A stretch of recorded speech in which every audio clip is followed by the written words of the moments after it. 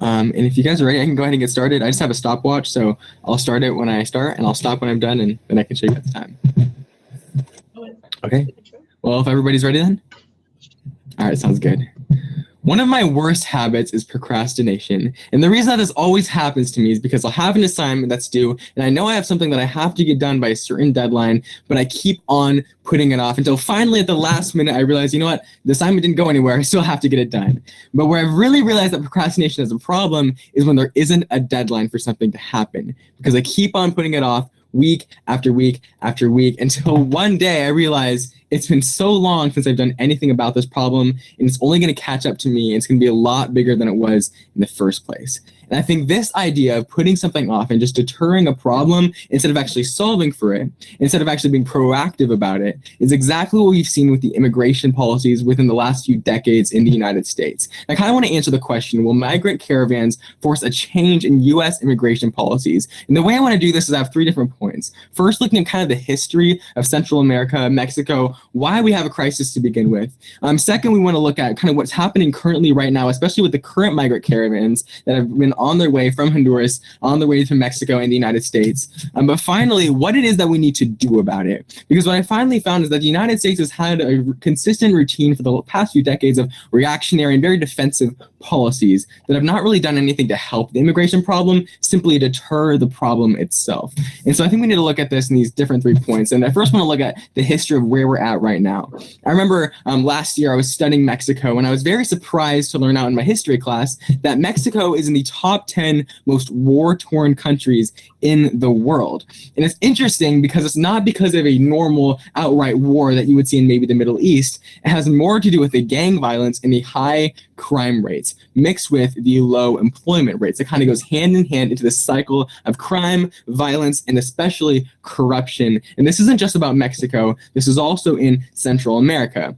And so these terms, low employment and high crime rates, are things that were only exacerbated by the pandemic, the COVID pandemic, and what kind of affected there, especially what we've seen in Central America. Within the past few years, they've seen natural disasters, we've seen economies tanking, we've seen crime rates go higher and employment rates tank lower. So basically the problem's only getting worse, and it's only getting worse for them, and it just keeps on kind of getting worse and worse and worse until people are kind of forced to move or leave where they are at the point.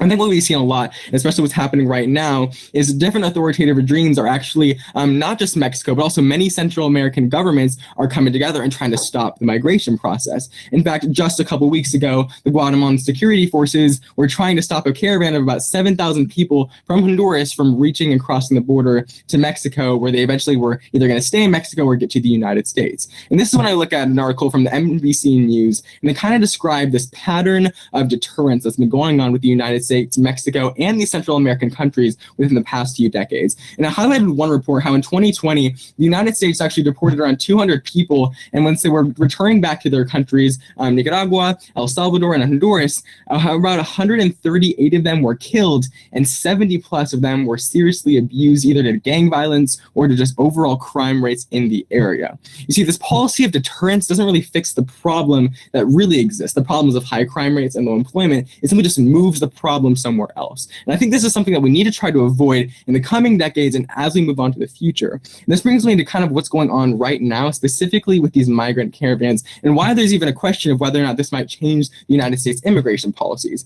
Specifically from an article from NPR on January 18th of 2021, where they highlight how these different people coming from Honduras, about 7,000, 8,000, have joined in a caravan and they're trying to cross the border. Now, it's not just the United States that's trying to deter this immigration process. It also has a lot to do with Mexico, Guatemala, and these different security forces coming together, trying to stop them at the borders, not letting them cross. And what happened on January 18th is that they actually weren't able to cross. And even apart from that, a quote from different security forces says that they fear that more is on the way, meaning that it's not just 7,000, it's not just 8,000, but it's going to continue to increase as the time goes on. Different migrants in the groups were quoted as saying that they had little choice but to keep going because they were already so far from home. And not only that, but them saying that they were leaving because they refused to suffer any further. There's obviously a problem going on. And so we need to understand, what do we do about it? We can't just be reactionary anymore. We need to be proactive with our solutions. And this is kind of what I want to explore in my final point. What do we need to do? an article from the Christian Science report talked about how it's really not just on the United States part where the solution comes in. And I completely agree. That's why this question asking, will migrant caravans force a change in the U.S. immigration policies? My ultimate answer is really no. Because migrant caravans haven't forced any change in the past, and they won't force any change in the future. The only thing that's going to bring about change is some sort of proactive change that goes just against deterrence and reactionary policies. But this is something that the United States has struggled with for a long time. For example, in World War II, when people were trying to get the United States to accept more refugees, specifically people that were Jewish, trying to flee the war, trying to flee the concentration camps, the United States, and in terms of national security and what they claimed was national security risk, denied excess amounts of immigrants for that very reason, and really didn't solve the problem. It just deterred the problem elsewhere. Most of these people ended up in worse environments than they were in the first place, and the same thing happened. It really solved for the problem. It just moved the problem elsewhere. And I think that's kind of a trend that we've seen not just in World War II, but even afterwards with the Korean War, the Vietnam War. It's just something that's happened over and over again. And the United States has kind of struggled in this area.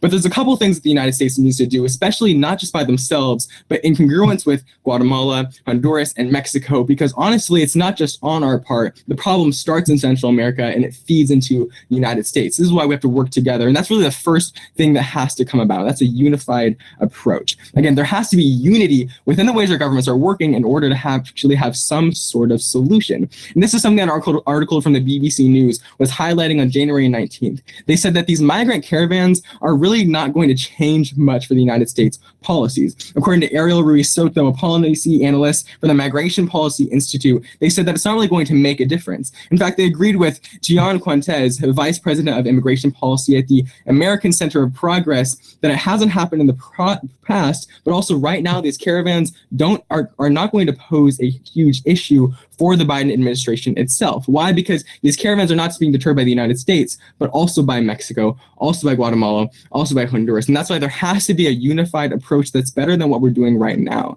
And whatever happens, it can't just be reactionary. It can't just be defensive. We actually have to create a solution for the root of the problem, which is, once again, high crime rates and low employment that's only been exacerbated in the recent decades and has only been deterred by recent U.S. immigration policies. Thank you. Thank you guys so much for judging. My time was 7 minutes and 8 seconds. Thank you, Margot. 7 minutes and 8 seconds. All right, have a great night. Thank you. Did he say what the migrant caravans are? They're coming from Honduras.